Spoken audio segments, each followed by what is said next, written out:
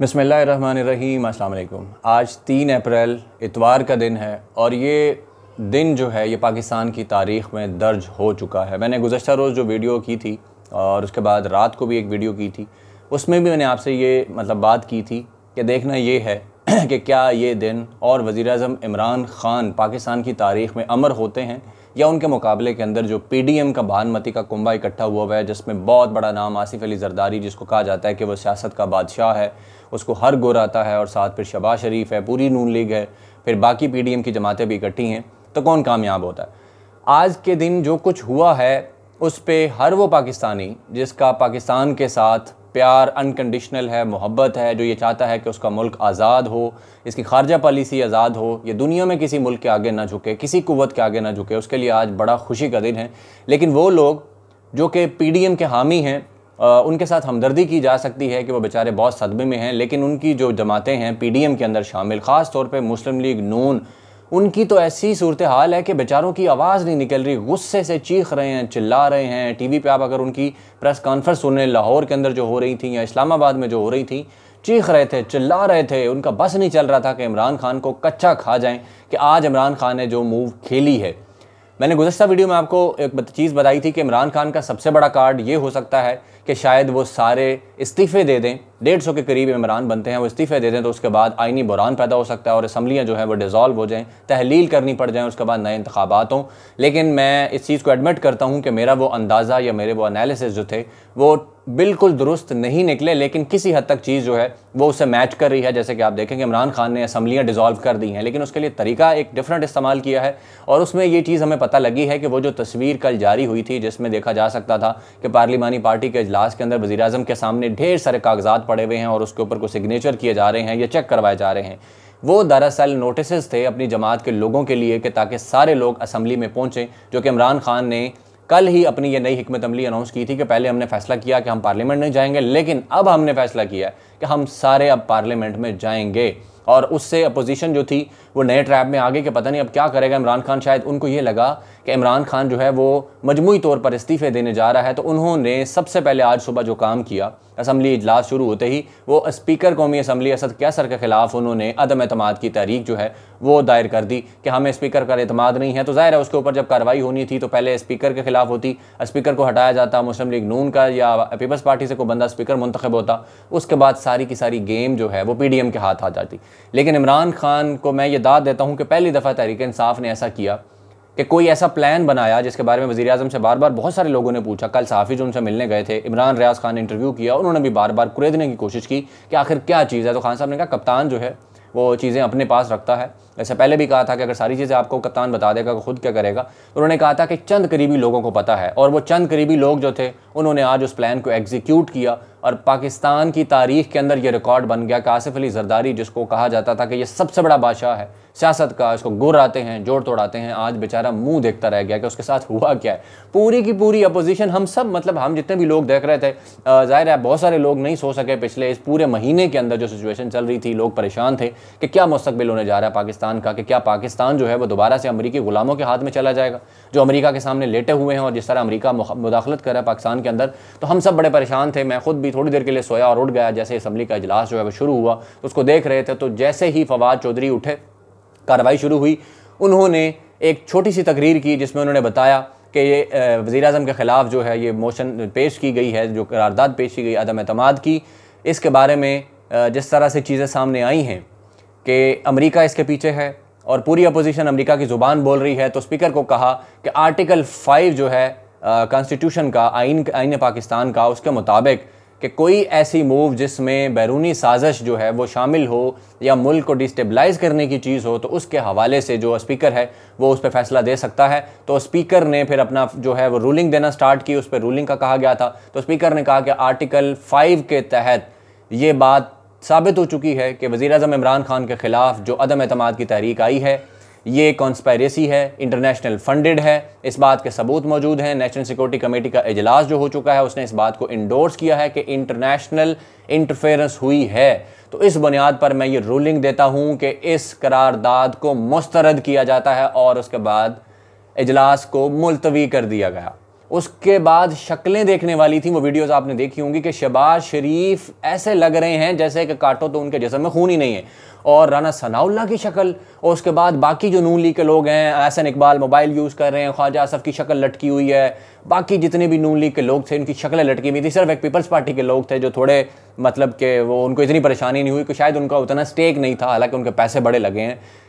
यहाँ तक के लोग इस्लामाबाद के अंदर होटल्स बुक करवा चुके थे कि नए वज़ीर आज़म शहबाज शरीफ जो हैं उनकी सरमनी होगी हल्फ बर्दारी की, तो वो लोग वहाँ पे मौजूद थे। बहुत सारे लोग उन्होंने बुलाए हुए थे कि उन्होंने तकरीब में शिरकत करनी थी। और शहबाज शरीफ के बारे में खबर आई है कि उन्होंने महंगी तरीन अपनी शेरवानी सिलवाई थी, और फवाद चौधरी बार बार कह रहे थे कि इनको पजामे नहीं मिलेंगे। फिर इसी तरह शेख रशीद ने भी कहा था कि शेरवानी कैसे पहनेंगे, इनके तो पजामे गायब हो जाएंगे। उसके बाद इमरान खान ने भी ये कहा था कि इनकी शेरवानी और उचकन जो है वो धरी की धरी रह जाएगी। आप देखेंगे कि कप्तान कैसा सरप्राइज़ देता है, आप सब लोग एंजॉय करेंगे। और वाकई ही पाकिस्तान की कौम ने एंजॉय किया कि जिस तरह से अमेरिका और उसके पिट्ठुओं को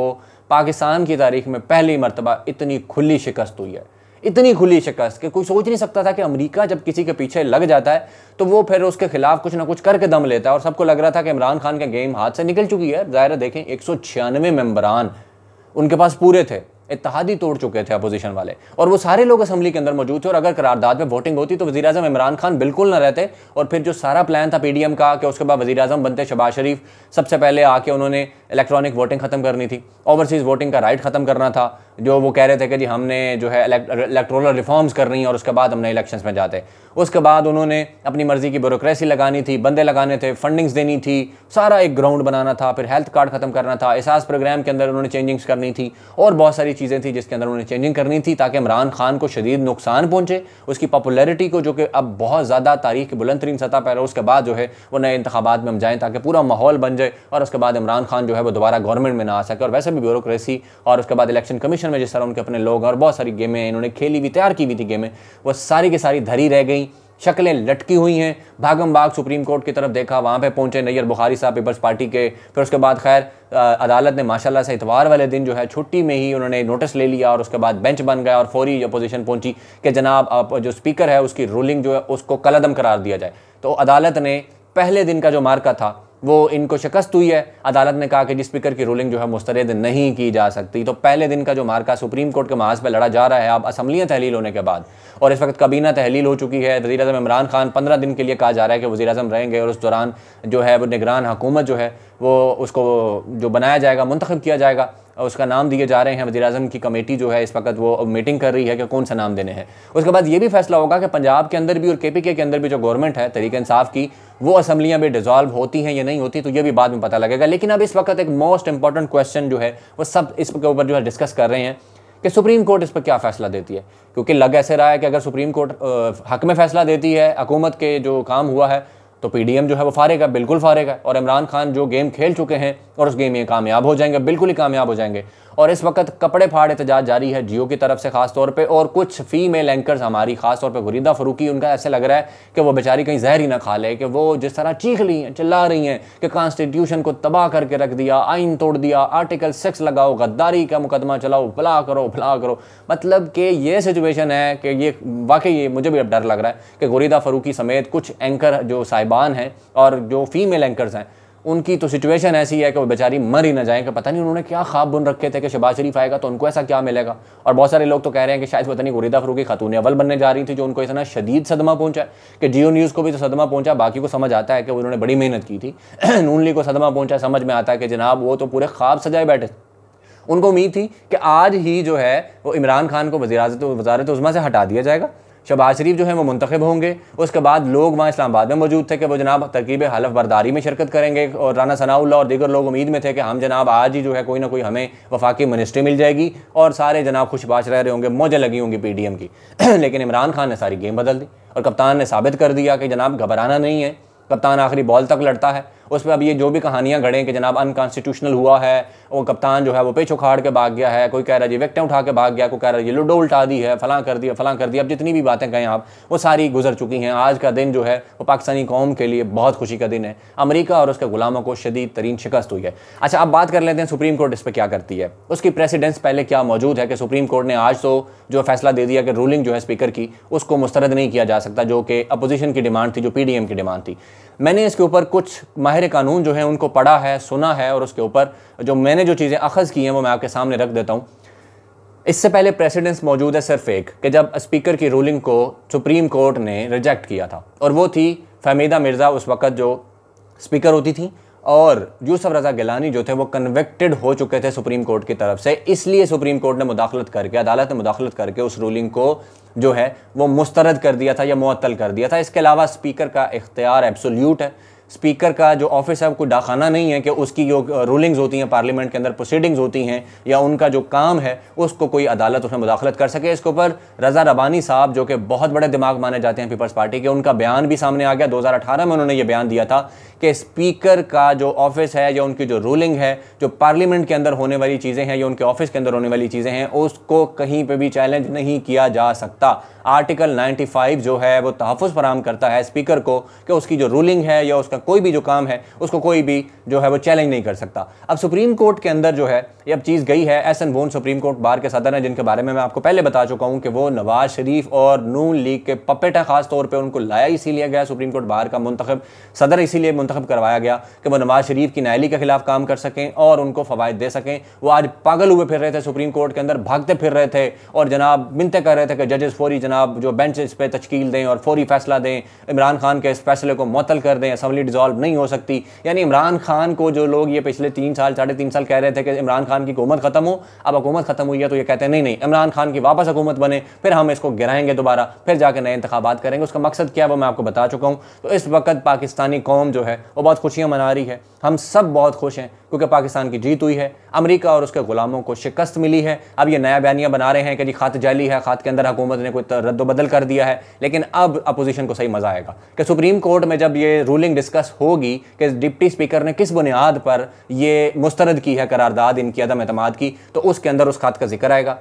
डिटेल्स आएंगी, अमेरिका की जो साजिश है वो सारी आएगी, फिर जो जो लोग अमेरिकी एहलकारों से मिलते रहे वो सब आएंगे, सारी कहानी वहाँ आएगी। और फिर मज़ीद इंशाल्लाह उम्मीद तो ये की जा रही है कि ये गद्दार वतन जितने हैं ये सारे मज़ीद एक्सपोज होंगे। उसमें मज़ीद मालूमात भी सामने आई हैं कि वो शख्स जिसने बात की थी पाकिस्तानी सफ़ीर के साथ, डिप्टी सेक्रेटरी साउथ एशिया का जो अमेरिका का वो शख्स जो था, उसका नाम डोंग लू इस तरह करके नाम लिया जा रहा है, उसने इंडिया के अंदर इंटरव्यू देते हुए उससे जब सवाल हुआ कि क्या आपने इस तरह की कोई इंटरफेरेंस की है, तो उसने कहा जी मैं इस पर कमेंट नहीं करना चाहता। यानी एक ये मज़ीद सबूत मिल गया। और फिर आज हमजा शहबाज ने जिस तरह बात की है दोबारा से कि हमारे जी यूरोप अमेरिका के अंदर कारोबारी मफादात हैं, उनको शदीद नुकसान पहुँचेगा, ये शख्स एब्सोल्युटली नॉट कह रहा है। और दूसरी तरफ ये कह रहे हैं कि जी कहाँ है अमेरिकी साजिश। आप लोग इमरान खान की 1.5 साल पहले की गई बात को आज बार बार उस पर अमेरिका की वकालत कर रहे हैं, यूरोप की वकालत कर रहे हैं। तो यही वो साजिश है जिसके बारे में इमरान खान ने भी बताया और ये कौम जान चुकी है कि आप सब अमेरिकी पिट्ठू हैं और इंशाल्लाह आप नाकाम व नामुराद हुए जिस तरह आज के दिन, इंशाल्लाह आगे भी आप नाकाम व नामुराद होंगे। सुप्रीम कोर्ट के अंदर कल हेयरिंग होनी है दोबारा से तफसीली, इसके ऊपर लार्जर बेंच इस पर बन चुका है 5 रुकनी। अब उस पर देखते हैं कि मजीद क्या चीज़ें सामने आती हैं। हुकूमत ने यकीनन पूरी चीज़ें कैलकुलेट करके ये मूव की है, तो कैलकुलेटेड मूव के साथ ही आगे चलेंगे सुप्रीम कोर्ट में भी, और वहाँ पे भी चीज़ें जो पेश की जाएंगी। तो इंशाल्लाह पूरी उम्मीद है कि यहाँ पे भी अपोजिशन है उसको शदीद जो है वो परेशानी का सामना करना पड़ेगा, उन्हें शिकस्त फाश होगी इंशाल्लाह ताला। आप लोग भी पूरी उम्मीद रहें, जिस तरह इमरान खान ने कहा कि आपने डरना नहीं है। और अब आगे मज़ीद सरप्राइजेज़ आ रहे हैं और कुछ सरप्राइजेज़ आने वाले हैं, उनके बारे में अब मज़ीद पता चलेगा क्या चीज़ें होती हैं। क्योंकि इस्लामाबाद के जो हमारे दोस्त साफ़ी हैं वो यही बता रहे हैं कि इमरान खान ने कहा है कि मज़ीद अब सरप्राइजेज़ आने वाले हैं। उन्होंने मुलाकात की है अपनी पार्लिमानी कमेटी के साथ, उनके साथ ख़ताब भी किया उन्होंने, और कुछ सोशल मीडिया के लोगों से भी मुलाकात की है। उसमें भी कुछ चीज़ें जो है उन्होंने वो थोड़ी सी एक्सपोज की हैं। मज़ीद पता लग जाएगा कि आने वाले दिनों में क्या चीज़ें सामने आती हैं। अब तक के लिए इतना ही, अपना बहुत सारा ख्याल रखिएगा। अल्लाह हाफ़िज़।